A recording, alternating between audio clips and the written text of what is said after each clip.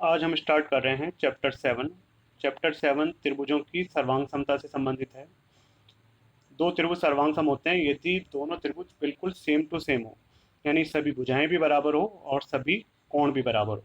जब एक त्रिभुज को दूसरे त्रिभुज पर रख दिया जाए तो बिल्कुल एग्जैक्ट फिट हो जाए, न छोटा हो न बड़ा हो, तो दोनों त्रिभुज सर्वांग सम होते हैं।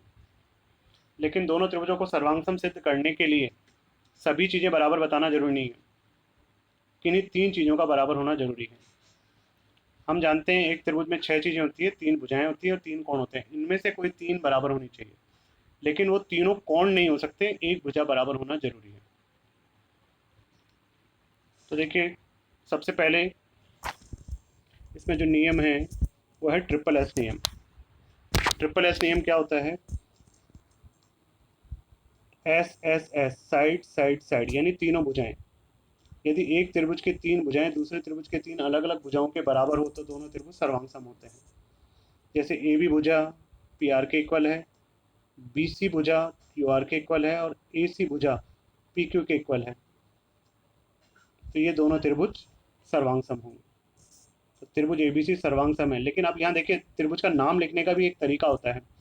हमने इसे पी क्यू आर नहीं लिखा, क्योंकि पी क्यू आर का मतलब तो हो गया कि अगर मैं इसके पहले दो बिंदु ए बी लूँ तो वो पहले दो बिंदु पी क्यू के इक्वल होंगे, जो कि गलत हो जाएगा। यहाँ ए बी पी क्यू के इक्वल है ही नहीं, ए बी इक्वल है पी आर के। तो एक प्रॉपर सीक्वेंस में नाम होना यहाँ पे जरूरी है, और वो सीक्वेंस लिखने का तरीका ये है।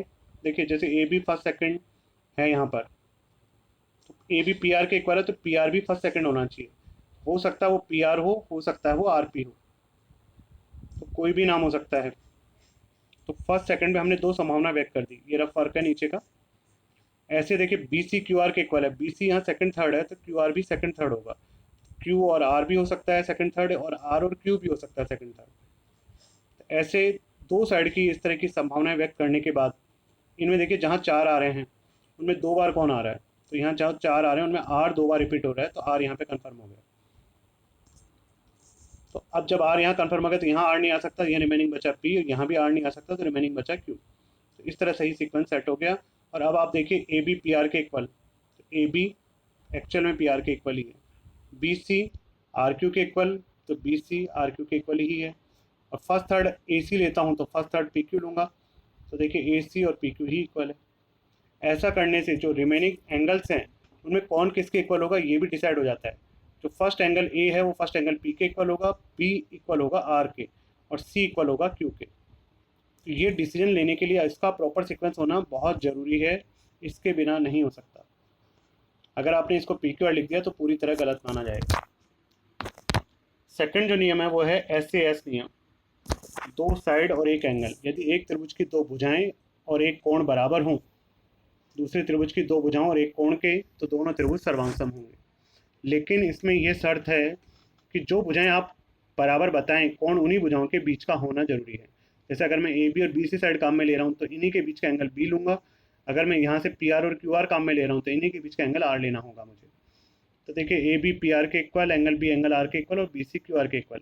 तो जो दो भुजाएं लिए उन्हीं के बीच का कोण है ये जो दो भुजाएं लिए इन्हीं के बीच का कोण है। तो दोनों त्रिभुज ऐसे ऐसे नियम से सर्वांग सम होंगे। यहाँ भी देखिए, प्रॉपर सीक्वेंस में नाम होना जरूरी है।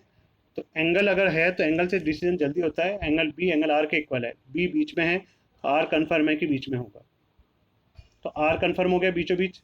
अब ए बी पी आर के इक्वल है, ए बी फर्स्ट सेकंड है तो पी आर फर्स्ट सेकंड होगा। तो आर तो पहले ही सेकंड सीट पे हो चुका था, इसलिए पी फर्स्ट नंबर पे ही होगा। तो जो रिमेनिंग जगह बची उस पर रिमेनिंग पॉइंट आ जाएगा, यानी कि क्यू। ए एस ए नियम, ए एस ए नियम क्या होता है? दो कोण और एक भुजा, दोनों कोण उसी भुजा पर बने होना जरूरी है। जैसे अगर मैं बी सी भुजा काम में ले रहा हूँ तो दोनों कोण इसी भुजा वाले लूंगा। अगर मैं क्यू आर भुजा काम में ले रहा हूँ तो दोनों कोण इसी भुजा वाले लूंगा, ये जरूरी है। तो एंगल बी एंगल आर के इक्वल बताया मैंने, एंगल सी एंगल क्यू के इक्वल बताया, और बी सी भुजा क्यू आर के इक्वल बताई। तो जो कोण जो भुजा काम में लिए दोनों कोण उसी भुजा पर होंगे, तो ये ऐसे नियम से दोनों त्रिभुज सर्वांग सम हो जाएंगे। प्रॉपर सीक्वेंस में नाम यहाँ भी देखना है आपको। तो देखिए, एंगल बी एंगल आर के इक्वल है तो बी बीच में है तो आर बीच में होगा। सी क्यू के इक्वल है, सी लास्ट है तो क्यू लास्ट होगा। और B C equal to Q R, तो जो भी रिमेनिंग पॉइंट बचा, क्योंकि दो पॉइंट तो एंगल की वजह से फिक्स हो ही गए, तो जो रिमेनिंग पॉइंट पी बचा वो ए के इक्वल हो जाएगा। AAS नियम, कोण कोण भुजा नियम, दो कोण होंगे और एक भुजा होगी, तो वो नियम लगेगा AAS। तो देखिए कोण A कोण P के इक्वल, कोण B कोण R के इक्वल, BC भुजा QR के इक्वल। इसमें एक बात पे ध्यान देना है आपको, इस नियम में और इस नियम में क्या फ़र्क है। इसमें भी दो एंगल है एक साइड है, इसमें भी दो एंगल एक साइड है। फ़र्क ये है कि इसमें AAS यानी जो भुजा आप काम में ले रहे हैं, एक कोण उस भुजा पर है, एक उस भुजा पे नहीं है। इसमें दोनों कोण उसी भुजा पर हैं, तो ये AS A नियम है और ये AAS नियम है। प्रॉपर सीक्वेंस में नाम यहाँ भी लिखना है। A के इक्वल P है तो A फर्स्ट तो P फर्स्ट, B के इक्वल R है B सेकंड तो R सेकंड, और रिमेनिंग थर्ड जगह पे Q अपने आप आ जाएगा। जो नेक्स्ट नियम है वो है RHS नियम, समकोण कर्ण भुजा नियम। R right angle, H hypotenuse, S side, तो समकोण कर्ण और भुजा नियम। एक तो 90 डिग्री का कोण बराबर होना चाहिए, तो देखिए 90 डिग्री का कोण B कोण R के बराबर है, एक कर्ण बराबर होना चाहिए, तो 90 के सामने वाली भुजा कर्ण होती है, तो इसका कर्ण AC है, इसका कर्ण PQ है, तो AC बराबर PQ होना चाहिए। और एक कोई भी साइड, तो BC इक्वल टू QR, तो third side BC equal to QR होगी। तो इस तरह से दोनों त्रिभुज सर्वांग सम हो जाएंगे RHS नियम से। तो त्रिभुज ABC सर्वांग सम है त्रिभुज PRQ के। एंगल B एंगल R के इक्वल है, तो एंगल B बीच में है तो R बीच में होगा। BC इक्वल टू QR है, BC सेकंड थर्ड है, तो BC सेकंड थर्ड है तो QR सेकंड थर्ड होगा, लेकिन R पहले ही सेकंड में फिक्स हो गया तो Q थर्ड पे चला गया, जो रिमेनिंग जगह बची उस पर P आ गया। तो इस तरह से ये 5 नियम हैं जो आपको दो त्रिभुजों की सर्वांग समता सिद्ध कर पाएंगे, इनकी सहायता से आप